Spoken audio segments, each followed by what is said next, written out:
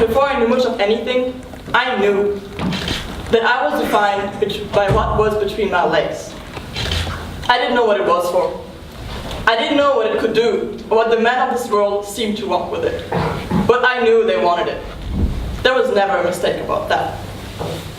In the beginning, I thought it was funny. In the beginning, I was flattered. All these boys listening to me, laughing at my jokes. I was in the center of their circle. They flirted. I flirted. I was free to do so, and it was fun. The air was warm that late summer night. The stars were bright and beautiful. I was giddy, if not drunk. The moon was light.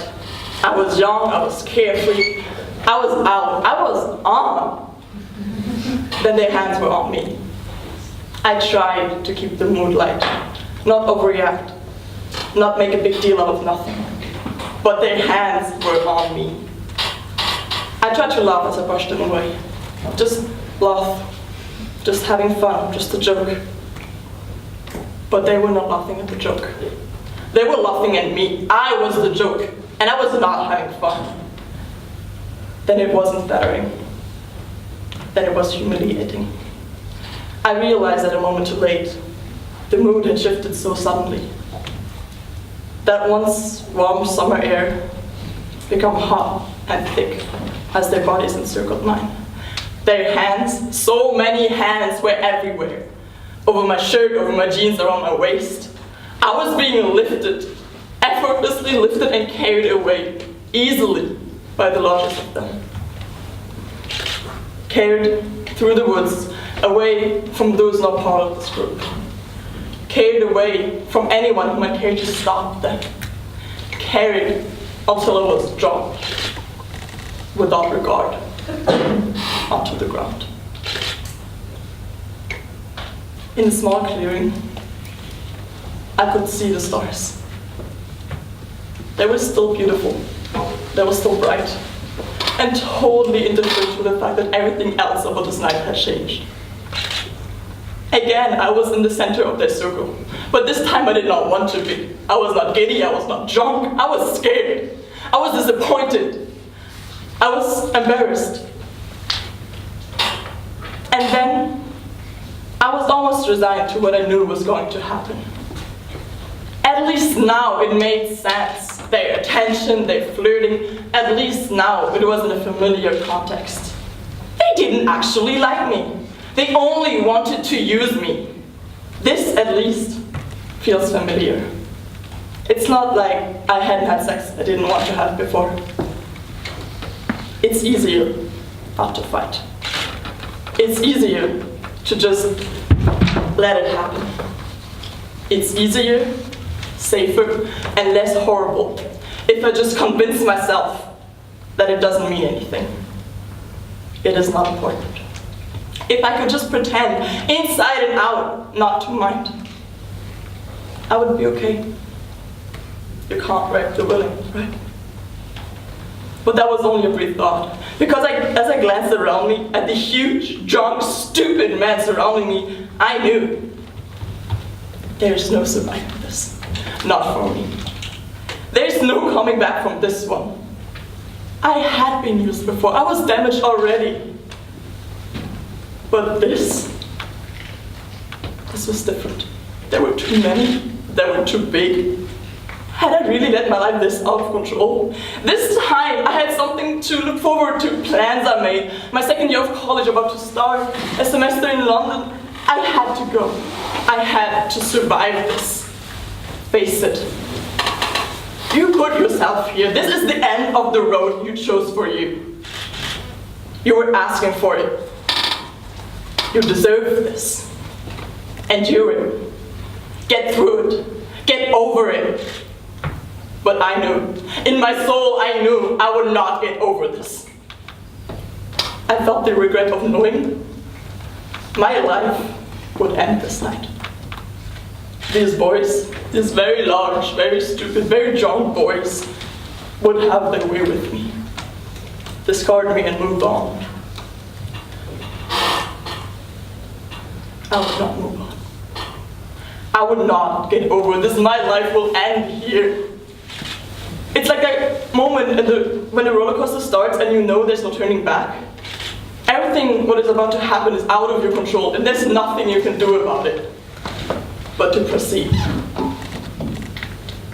I decided that if my life ended in these woods, it would not be because I couldn't emotionally survive being gang raped. That was too weak. If my life ended here in these woods, it would be because I fought to the death not to be gang raped. That was the death I could live with, so to speak. Decision made is simple now. I fought like I have never fought before. In fact, I had never fought before. I punched, I kicked, I scratched, I bit, I spat, I pulled hair. Only twice was a cord enough to let us strike in the place that really counted, in the place that drove them. But I still fought. I fought and I fought and I fought. Inside my mind there was something screaming so loud, like a trapped, enraged animal, so loud. I could hear like thunder or rain roaring through a tunnel. It was loud.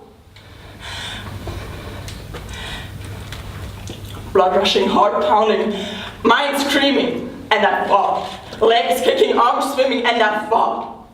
But only a few of them fought back. My terror, my frantic, lunatic-like flame had seemed to rake the rest back to reality. One of them said something about this being disgusting and walked away. The others stayed to watch. It was dark, it was loud, I couldn't make out what they were saying. Random words, bitch, slut, original things like that. Then someone said, clear as a day, someone said, stop it. Just leave her. She isn't worth the effort. And this was heard. One sentence above all the noise, all the yelling. This was heard. I wasn't worth it. One sentence heard. And it was over. That was all it took. Just one of them said stop, and they did. They walked away. All of them, they walked away. One of them stopped, turned back towards me. My heart stopped with him. I thought, here we go again. But he walked slowly towards me, put his hand over mine, and pulled me up to my feet. He helped me up. He glanced at me quickly, then at the ground, and walked away shaking his head. In the brief moment when he looked at me, I saw something in his eyes that really confused me. I saw fear. I laughed. I laughed and I laughed and I laughed. And that was when the pain started. I was covered in bruises, all over my legs, up the sides of my body, mostly over my thighs and upper arms. I had fingerprints around my arms. My lip was cut. My hip was dislocated, until I would know that until the next day, when the inability to walk would force me to go to a hospital in town. I made up a story. I never told anyone. I never told my mother. I never told my friends. I never told anyone until later. Much later. I never told anyone until I realized that this story was not about something horrible and shameful that had happened to me. This story was one of liberation. This story was about the moment in my life when I decided I would take control of it. It is the story of how I became to own my body, my will, my life.